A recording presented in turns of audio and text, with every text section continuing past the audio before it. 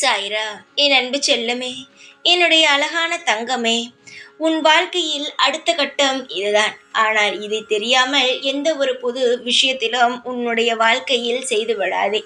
என்னுடைய தங்கமே, நீ செய்வது அனைத்தும் நல்ல காரியங்கள் தான். ஆனால் எதுவுமே உனக்கு சரியாக நடக்கவில்லை என்ற குழப்பமும் பயமும் இருக்கிறது.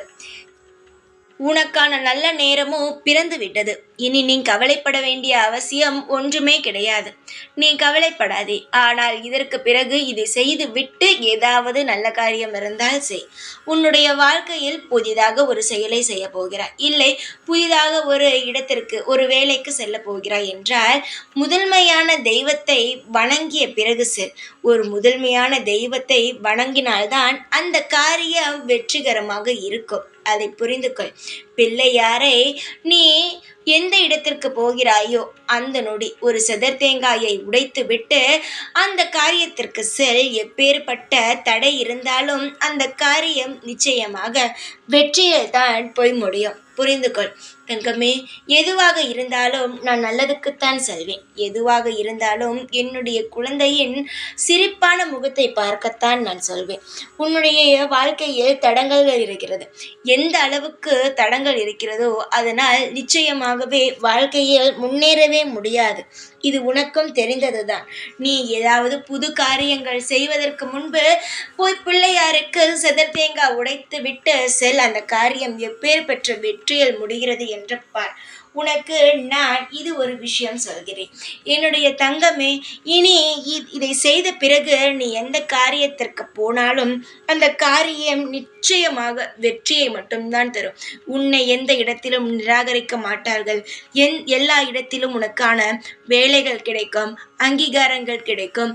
நீ எந்த விஷயத்தை தேடி போகிறாயோ அந்த இடத்தில் உனக்கான வெற்றி கிடைக்கும். இது நிச்சயம் சத்தியம். உன்னுடைய வாழ்க்கையில் நிறைய கண்திஷ்டிகளும் தடைகளும் இருக்கிறது. அதனால்தான் நான் இதை சொல்கிறேன். உன்னுடைய வாழ்க்கையில் நீ மென்மேலும் வளர வேண்டும். நீயும் உன் குடும்பமும் சந்தோஷமாக இருக்க வேண்டும். அதற்காக நான் எதை வேண்டுமானாலும் செய்வேன். என்னுடைய பிள்ளைகள் சந்தோஷமாக இருந்தால்தான் நான் நிம்மதியாக இருக்கவே முடியும்.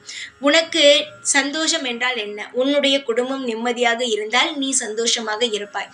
அதுபோல நீ சந்தோஷமாக இருந்தால் நான் சந்தோஷமாக இருப்பேன். என்னுடைய குழந்தை சந்தோஷமாக இருக்கும் பட்சத்தில் தான் எனக்கு இங்கு நிம்மதி. நான் ஷீரடியில் இருக்கிறேன் என்று நினைக்கிறாய். நிச்சயமாக ஆம், நான் ஷீரடியில் தான் இருக்கிறேன். ஆனால் உன்னுடன் தானும் இருக்கிறேன். எனக்கு எல்லா இடமும் ஒன்றுதான். நீ எங்கு இருக்கிறாயோ அங்கு நானும் இருக்கிறேன் உனக்கு நிழலாக. நீ நல்லது செய்தாலும் நீ கெட்டது செய்தாலும் உனக்கு நான் துணையாகவே இருப்பேன். அதில் எந்த மாற்றமுமே இல்லை.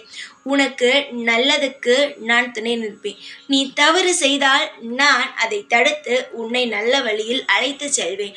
உன்னுடைய வாழ்க்கையில் நீ அழகாக வாழ வேண்டும், சிறப்பாக வாழ வேண்டும். உன்னுடைய வாழ்க்கையும் உன்னுடைய குடும்பமும் இன்னும் மென்மேலும் வளர வேண்டும். அதற்கு என்னுடைய ஆசீர்வாதங்கள் எந்நாளுமே இருந்தபடியே இருக்கும். நீ எதையுமே நினைத்து கவலைப்படாதே. நான் சொன்னதை மட்டும் செய்.